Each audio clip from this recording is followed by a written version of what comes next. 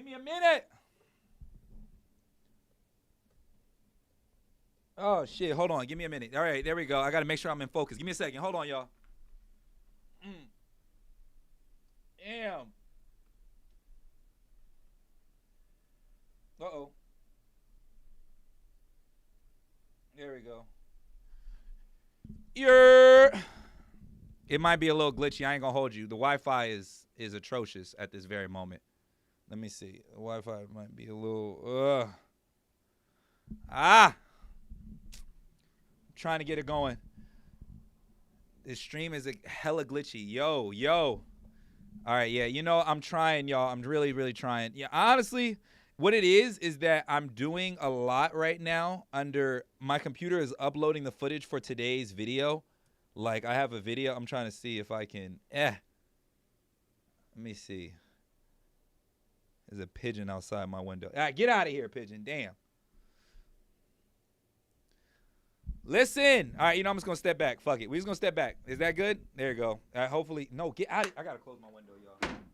Pigeons be coming up to my window. Yo, hopefully everybody's feeling good out there. I want to be able to get right to it because guess what? I only have about 15 minutes to get this topic off my chest. And this is something that's kind of been bugging in my mind lately. Hopefully happy Halloween to everybody. Hope everybody's feeling good. It's my son's first Halloween. Asked me if I bought him a costume. No, because I'm not going to purchase things he's not going to remember. I'm sorry. I'm all for creating memories and creating great times for those who care. This dad is all about financial literacy, even when it makes the least amount of sense. But, you know, if he ain't going to remember, I'm not going to do it. I'm sorry. I can't do it. I can't do it. I'm sorry. I don't know. I've been trying to go over. I've been looking online trying to figure out who has the greatest the greatest, what do you call it, Halloween costumes this year. But I got to give it right now. North has been my favorite. Northwest, I'm sure if you guys saw, I would pull it up on screen, but a lot of the things aren't really working at this very moment. I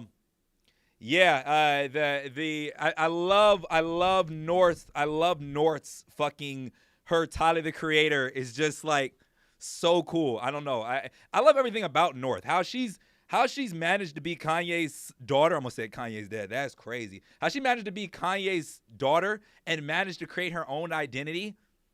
Air quote, whatever that means.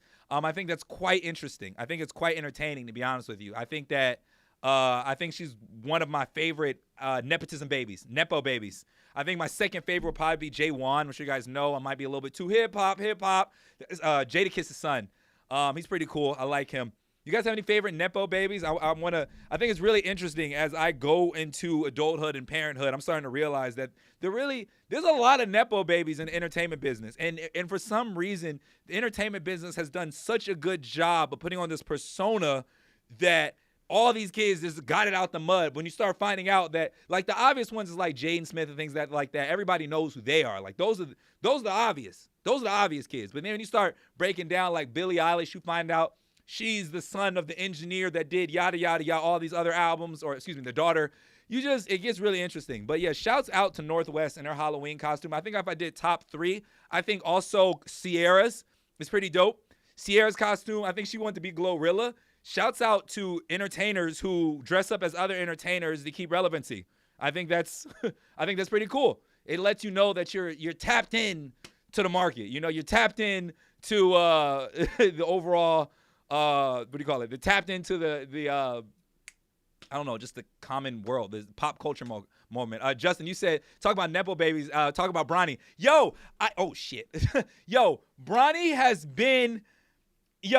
I wish I knew more about basketball because if I knew more about basketball, I would love to extend this conversation. Because the way you look online, you'll be under the impression that Bronny is absolutely just trash. And I can't tell if he's trash or if he's good. I don't know because I don't play basketball at a professional level. I don't know what really good basketball looks like. Well, I do know what entertaining basketball looks like, but I don't know what like good basketball looks like. I'm not gonna sit up here. I kind of had some crazy takes back in the day on track. I'm sure if you guys remember, Sha'Carri Richardson was one of my favorites. And once again, she was one of my favorite people running the 200, 100, 200. I don't know. One of those events. She's one of my favorite people. But if you ask me what I know about track and field, nigga, I cannot tell you nothing. But I realize I am completely attracted to personalities and people who just are organically them. Where'd the stream go? Oh, am I still there? Let me check. I'll go ahead and check let me check the stream real quick, y'all. Give me a second. I got to make sure.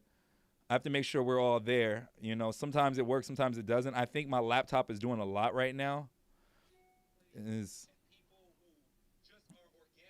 There we go. Okay, we're still here. We're good. We're good. It's good on YouTube. That's the only place I'm really going live. Justin, you're a fool. If he wasn't LeBron's son, he'd be working at this. I don't know, man.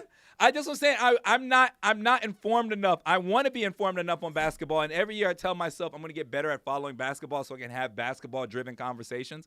But I realize I know very little, and instead of me acting like I know a lot, let me just say that I love the story. You know, very similar to Obama's presidency. I don't know a lot about politics, but I know how it felt to watch a black man become president. The same thing applies for Bronny. I don't really know what I know what elite basketball looks like, but I can't sit up here and tell you I know what good basketball looks like. And I think that's where a lot of people fall short. Sometimes you start talking on topics you don't know a lot about, and you don't preface the conversation by saying, I don't know a lot about this. So being able to recognize good basketball is only for those who understand the sport itself. For me to recognize good track and field, what's his name? Neil, fucking the 200 pro. Oh my God. Can't remember his name right now. He just won. He always wins the 200. I don't think he placed this year. He just won Olympics. Another one of those personalities that I know because of their personality, not because of the sport. I think it's important to recognize good athletes, not necessarily absolute best. I think that's where a lot of people fall short when they hop on these microphones and just start getting their shit off, because that is what separates the good from the bad within journalism. I think Stephen A. can recognize good sports takes because guess what? He really knows good. He knows medium. He knows bad. Sports at all levels. He just doesn't know LeBron James, even though he puts Michael Jordan beforehand. But anyways, I don't want to sit here and talk about sports forever, but I kind of do want to talk about sports a little bit. The conversation I want to talk about today, I'm sure you guys have been following the Shade Room and spiritual world or spiritual healing, whatever the fuck it's called today. Angel Reese is crawling up my timeline about every 4 or 5 months. So shouts out to her PR team, who is doing an excellent job of putting her in front of my face, even when I'm not looking. But if you guys pay attention to her podcast, she has conversations with those in the NBA, in the NBA, WNBA, whoever it may be, and they're able to talk about her struggles and her testimony as being a professional athlete. But not just being a professional athlete, but by being a professional athlete with the attention that she receives. Now, recently, I think it was the last week episode or 2 episodes ago, she had the one and only Mr. Diesel himself, Shaquille O'Neal, Shaq, all that, however you want to put it in terms. He was on the show. Now, here's the thing. I'm not sure you guys know anything about Shaq, but Shaq is what you call major uncle vibes, bro. He is one of those people who, if you bring him onto your show, he is going to give you the most organic nigga thoughts that you can imagine. Because you know why? He owns over 40 businesses. He's a multimillionaire. He's been successful for a long time. So there's not a lot of things that you can do to pull the rug underneath him when it comes to succeeding. Now, things get really interesting if you keep that state of mind and then you carry it into podcasts that's most predominantly focused towards, I don't know, maybe your early 20s, mid 20s, maybe even let's say 20 to 30s women type podcasts. Sometimes your views can be viewed as misogynistic. Sometimes your views can be viewed as outdated. But here's the thing about Shaq. He just don't give a fuck, and he never will, and he never has, and he never will. You know, I'm sure you guys follow like a bunch of the news, but Shaq is notorious for the DM slides. I'm sure you guys remember back in the day. Remember the Home Depot girl? Y'all remember the Home Depot girl? Shaq was the first nigga in them DMs. Then he do not care about age. Shaq, about once a year, he gets caught up in some type of mess with some type of chick talking about how we're not talking, just trying to slide in on some DMs. And now, if you ask me, I just think that's the outcome of success. But here's the problem with Shaq versus other people. Leonardo does the same thing. Leonardo gets them in, Leonardo gets them out. But, excuse Shaq. Leonardo doesn't do it publicly. He gets them in and gets them out on a very private level. I'm not here to argue if it's right or wrong. It's probably right if you're successful, because that's how, when you get success, you get what you want. What do you call it? Yeah. But here's the thing. When you make yourself a public figure and you make your opinions public and things of that nature, guess what? You know what's going to happen? You're going to get viewed. You're going to get views and opinions from those in the community that I despise the most as the Shade Roomanites. The Shade Roomanites are the motherfuckers in the comment sections of the Shade Room who cannot tell you the difference between a 720 credit score and a 560 credit score. It's all emotionally driven comments, but every so often you get one that pops in there that offers a little bit of knowledge and logic. So I'm not sure if you guys perused the comment section of to bring you guys up to speed of what happened. He was talking about some of the flaws that he views within the WNBA, right? Now, the WNBA has been a topic of discussion within my friend circle for years. In fact, one of my good friends, Ty, we got in a crazy argument on camera. I don't think you guys ever even saw that episode. I don't even think we put it out. It was a DDS episode where I was talking about how the WNBA just not as entertaining to me. And because he is a basketball official. Like, he understands good. He understands excellent, good, mediocre, and bad basketball on a level that I will never have and I never will understand. And I was coming from the perspective of a consumer. So we legit got in an argument on camera, and it was so bad that we decided people are going to think that we hate each other. So we decided to not put it out. Now, this happened at the old studio, not here, but it actually happened back in the day. But now that I've gotten a little bit older and have a little bit understanding of overall just life per se, you know, I want to say that I don't want to double down on my topic, but I kind of want to go halfway down, if that makes any sense, right? Me personally, let me put that out there. I personally find very few sports entertaining, right? So, and once sports are entertaining to me, it's probably only at like the championship level. Like, I watched the Yankees and the Dodgers. My mom all of a sudden became a baseball fanatic through this. I've watched any basketball championship, Game 7 finals, I watch all of that. Even down to hockey, Stanley Cup, I love watching that, Masters and golf. I love watching the last step of it. So I can't say I'm a true sports fan. But what I can say is that everything concerning the WNBA has never really caught my attention. What's Shawty's name? Dr. Umar doesn't necessarily care for her. She's the white girl. I can't remember her name right now. Caitlin Clark. Oh, my God. That was horrible. Caitlin Clark, I've heard, from what I know, I would say she's a good basketball player because I fall victim to good marketing and good PR. So I assume, by what I've heard from those around me, I assume that she's pretty decent. I know she's pretty decent because everyone around me keeps saying it, but I cannot say from an honest opinion that I really understand her talent level on the court. But to go back to the original conversation, we're going to talk about Angel Reese's podcast where she had Shaq on. And she kind of just discussed some of her qualms within the WNBA. And the thing about Shaq, whether you want to address it as such, this nigga is a marketing genius. He has given us the affordable Nikes, you know? I had Shaqs back in the day. My mom used to make me go to Payless and get Shaqs. I was so mad. Oh, my God. But my mom was like, Muhammad, you wear the shoe. There's no difference between the Vans and the Airwalk. There's no difference between the Nike and the Shaq. If you just put the shoe on and walk with confidence, it doesn't matter. But for me, I was a victim of good branding, and I wanted a fucking Nike. But now that I got older, I learned to appreciate Shaq, and I learned that he was doing this because of just the high cost of just shoes in general and how he wanted to just fight against the system by creating his own. And are we good? Yeah, okay. He wanted to fight against the system by just having an affordable shoe for those who just who don't have it. I think also Mulberry is another person who had a shoe that my dad loved. I hate it. I think they were atrocious.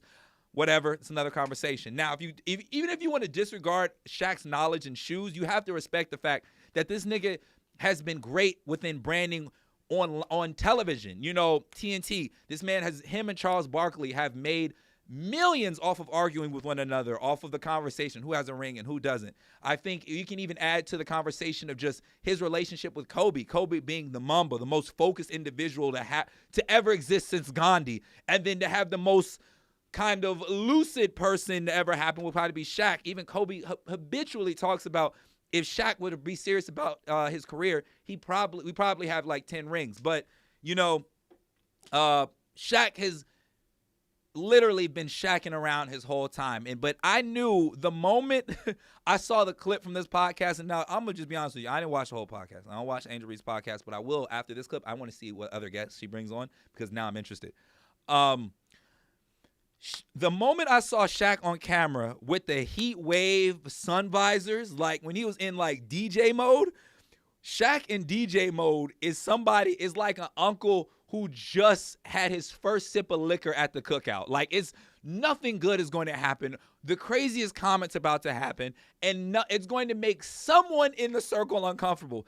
So she knew the moment Shaq came sat down on the couch, I knew this nigga's about to say something crazy. Now, also, I find it kind of interesting if you watch the podcast. I looked at some clips from the other episodes. She was in stupid comfort mode. She had the sweats on, talking like she was sitting with Big Brother. So I thought that was pretty cool. I thought that instead of her trying to be the baddie that she is, she decided to just keep it cozy with him. And I thought that didn't get enough credit on Angel Reese's behalf. Now, he asked I don't know what led to the question, but he gave his opinion on what would make the WNBA more interesting. And he said two things. He said, number one, bring the court down a couple inches so they can dunk.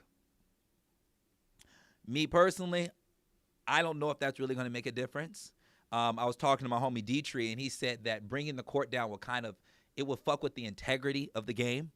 It wouldn't necessarily I think it would make a mockery of basketball by doing that. But if you thought that bringing down the court would make a mockery of basketball, this nigga Shaq took it to a whole new level. He said that something else that you should do is, hear me out, wear the shorts that you had on Wild 'N Out. Now, I want to pull the screen up here. I want you guys to see. I want to see if I can pull the shorts up. The shorts that Angel Reese had on Wild 'N Out, when I tell you they were the shortest things in the world, and she has the right to. She got ass. Don't let that shit fool you. She had let's see, I put the shorts Angel Reese, my dumb ass. I know. Come on, Google. Wild 'N Out. Shouts out Nick Cannon. Here we go. I'm going to go ahead. I'm going to pull this image up real quick. I want you guys to kind of just see the shorts from Wild 'N Out, because I think that gives I think if there's a visual to kind of go with what I'm talking about, you guys can kind of see what made this so interesting. Let me bring up video capture device, or is it display capture? Listen, we still working kinks out, and it feels like I'm always working kinks out here. Listen, built in, boom. All right, cool, boom. We're going to go ahead and I'm going to just... So these are the shorts that Angel Reese had on during the Wild 'N Out. Obviously short as hell, but she's on Wild 'N Out, bro. She got to compete with the Wild 'N Out girls. Nick Cannon, he be getting them dimes, nigga, on that show. So I understand why she had to walk in there and let these niggas know that she got it too. And hopefully there's nothing on the side of my screen that looks too crazy. All right, cool. There's nothing on that side. I was worried about over here. But, yeah. So Shaq suggested that, hey, why don't you throw those shorts on and then go ahead, hit from the fucking free throw line, step into it, wind back, yams, nigga, but with the shorts on. And he said that maybe that can make the game a little bit more entertaining. Now, I think he's right and wrong. I think both things can coexist in the same time. So before I go into it, I'm going to say where I agree, and then I'm going to say where I disagree, and then I'm going to tell you what side I stand on altogether. I say that the obvious is, yes, sex sells. I agree. Don't forget, Shaq's shoe logo was him dunking. He had his nuts hanging up from the court when he was dunking. I wish I knew who he was dunking on when he did that. So this nigga clearly has an obsession with dunking. Let's go into Jordan's logo. Once again, I'm sure you guys ever seen it. Jumping, free throw line, yams, all the way out. If you ask me, I would just would have said yeah and hit it, and it would just been the Jordan logo with more ass. Kind of like when you buy them fake Jordans. If anybody ever bought fake Jordans, they kind of have an idea on what it's like buying you're seeing the Angel Reese logo or what it would look like. But yeah, so that's where I agree. I think that Shaq is a branding genius. I think that Shaq does an excellent job of giving a business advice. And I think that at that moment in time, I think that there was a lesson to be learned with just that alone, personally. Where I disagree, you got to know how to read the room. Oh my God. Listen, it don't matter how many millions you may have. When you are talking to a early 20-something-year-old girl, especially who's also a millionaire of her own, nigga, you can't just say any old shit to her. Because, to be honest, she probably can buy anything she wants. She's had endorsement deals. I don't know how profitable her WNBA contract is, because she talked about how her apartment, her WNBA contract can't even pay her $6,000 rent. Jesus. Hey, ha. Yikes. That's just rent. That's just rent. But I think that there is something to be taught. There's a lesson to be learned when it comes to learning how to talk to young women. Like, maybe if Angel Reese was probably in her like later 20s, pushing 30, she probably dealt with years of just like scumbag type guys, or dealt with that type of archetype of guy. So maybe she can move with a little bit of I don't want to say grace, but a little bit, I don't know, more understanding, and she kind of get where the creep comes from. But when you're dealing with these Gen Z girls, nigga, you can't just say any old shit to them and think you're going to get that. I don't think you just can't get that shit off. You can't. And when you start talking to the Gen Z girls who got a couple dollars of their own, my nigga, it's just not going to work. It's not going to work. So you kind of just saw through the clip how uncomfortable she was as he's continuing. She's like, stop. She's trying to let him down easy, like, nigga, shut the fuck up. He has the white boy, crazy white boy, frat white boy glasses on. This nigga's in DJ mode. He don't give a fuck. He kept on telling, hey, put them shorts on. Because that nigga was having flashbacks of that ass. That's what was really going on. He was having whole flashbacks of her ass while he's talking about it. And the nigga lost sight for a second. But he's not wrong, but he for sure isn't right. So let's talk about, so what's the conclusion of all this? Do I agree or disagree with Shaq's statement? I agree. I disagree with the delivery. I agree with the statement. Now, would that fuck up the integrity of the game? I can't remember Shawty's name right now. I'm trying to say, Hannah, I read your comments. It's more than that. He's an unk to her. And that's the thing about unks. Unks, that terminology, yes. The only way someone will respect the unk terminology if it's really their brother's kid, their brother or sister's kid. You gotta understand, we throwing this term unk and auntie around like niggas is actually genetically related to one another. If push came to shove, do y'all think, come on, let's be honest. Let's say Angel Reese and Shaq had a couple drinks. That's just hypothetically. Do you think, honestly, Shaq, who has an habitual history in sliding in DMs, reaching out to women, do you think that nigga, honestly speaking, you think Angel Reese isn't on his radar on the type of chick? Come on. Let's not be stupid. She's attractive. Of course he's on her fucking radar. That's of course. But you got to understand how to go about it, my nigga. So I think that even though their relationship could be solidified, I think the more solidified statement in itself is that, my nigga, you cannot say these things to these Gen Z girls. You acting like you talking to auntie whatever from back in the day. This girl, to say she's on your same level financially would be crazy. But to understand from what she wants from life, there's nothing from life that she can't get herself. So you're talking to a very powerful woman. You can't just slide that ass, though, on a statement and think it's going to correlate the same way. It's just not going to work. And I think we got to watch that live. Now, the follow-up question on this is, I didn't realize, let me see, I'm going to read some of the comments. Justin, you said she's right. She'd sell a ton of merch, showed her ass on the court, but why is the business genius Shaq giving pimp advice instead of legitimate business advice? I think, Justin, I think it is legitimate business advice. I just think that Shaq was just in too casual of a mode. I think that if he was more serious about it, I think wearing that with heat wave glasses on, big chilling, legs out, dick out, and all that shit, not literally, but when he was in a super casual mode, I think it kind of loses its tone, and that's where things get sketchy. That's where things get scary. You have to have that conversation, but you have to have it in a business manner. I think if you guys ever watch Bill Maher, he was actually on Bill Maher's show. Bill Maher, I think that's his name. I don't know. Look up later. He had the Hawk Tua girl on there, and he was telling her about some podcast advice she should go about with having You've already been known for the Hawk Tua, which is clearly a reference to fellatio. You should kind of correlate into a sex podcast. What he's saying is 1,000% true. It's 1,000% true. But the issue with that is, my nigga, you're not aware if you're 50-something, you talking to an early 20-something chick. That what he's saying is right. It's not the message, it's the messenger.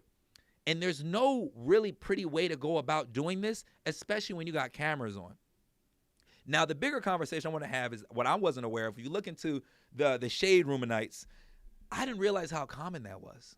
I didn't realize how common, like 50-some niggas be hitting on a 20-some-year-old girl, and girls be stupid uncomfortable and be trying to laugh their way out of shit. Yes, all guys make women uncomfortable, but that 50 to 20-something, like you done live your life twice. Now, I'm not here to say that these niggas is wrong. I'm going to take a stance. These niggas are not wrong, but these niggas have got to stop doing this shit on camera.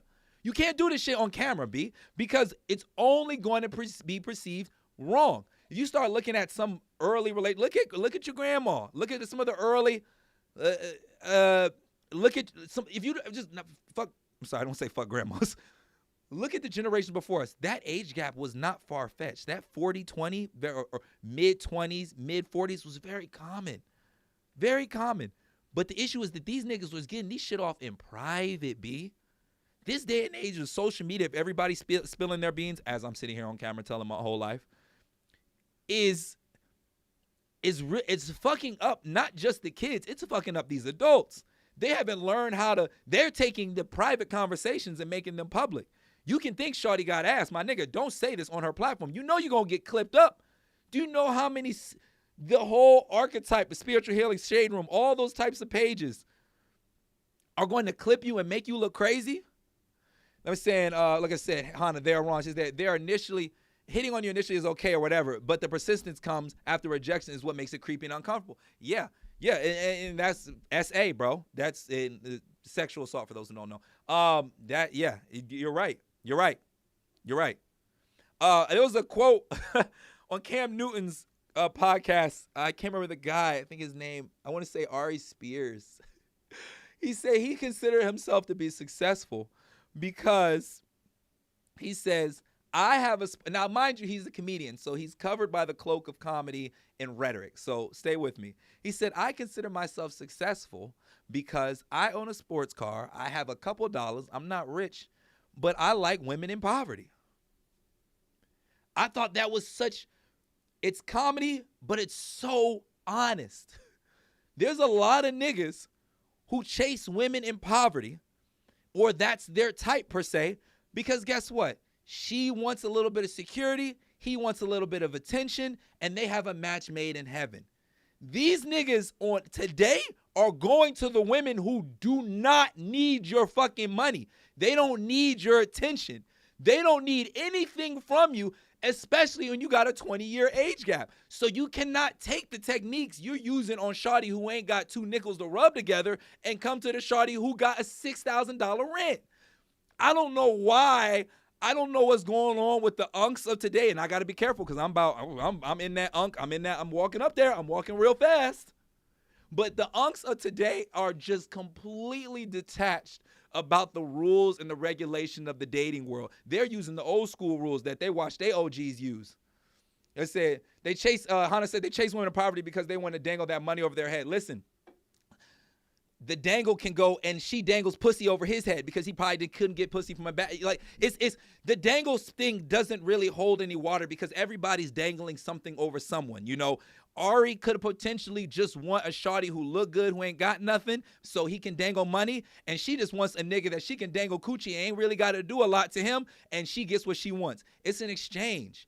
It's an exchange, especially start talking about that dating social space. Yo, everybody's shaking hands with somebody. And the thing is that sometimes we don't address it as such, but that's the truth of it.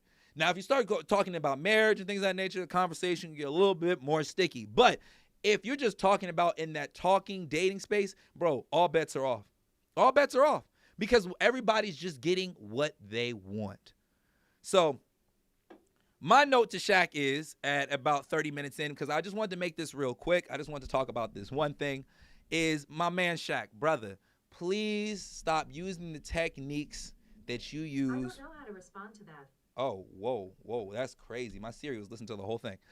Shaq, please stop using the techniques that you use with the shawties who only got a couple thousand followers on Instagram. They'd be happy to see a blue check mark. They'd be happy to see a Uber Black pull up to their house. And stop using it with these girls on who got some motion. Nigga, you will be a meme. You will be in more than just group chats. You'll be in Instagram chats. You will be a topic of discussion that will work against you, my brother. I think that you are somebody who is known well within basketball, well within business and entrepreneurship.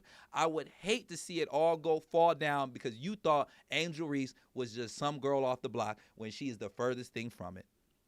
She is probably one of the, if not the, second to the most successful or most successful as in branding and marketing, not basketball talent, within the WNBA. I think she is one of the faces that has changed the trajectory of the sport, and I think that you thinking that she's chump is going to only make you look crazy long-term socially. Is it really going to fuck up your money? Nah. You got too much of it. But could it fuck up your rep? Maybe not, you know? We don't know. Anyways, that's all I really got for y'all today. I want you guys to say happy, stay optimistic. This was a great conversation. Hopefully, I hope to see y'all again. I'm gonna try to make this a daily thing, a little 30-minute get in, get out. But we're working on it. We are working on it. We are working on creating something, and once we get there, we got it, you know? So anyways, my videos are just finished uploading. I'm done with the stream. I love y'all. I'll see y'all back again tomorrow. Shoot me some topics that you think I should cover. And we're going to keep this show afloat. And I'll be doing a quick little DJ set, too. I think that'll be kind of cool. All right, that's it. Love y'all. I'm out. Stop stream. Woo!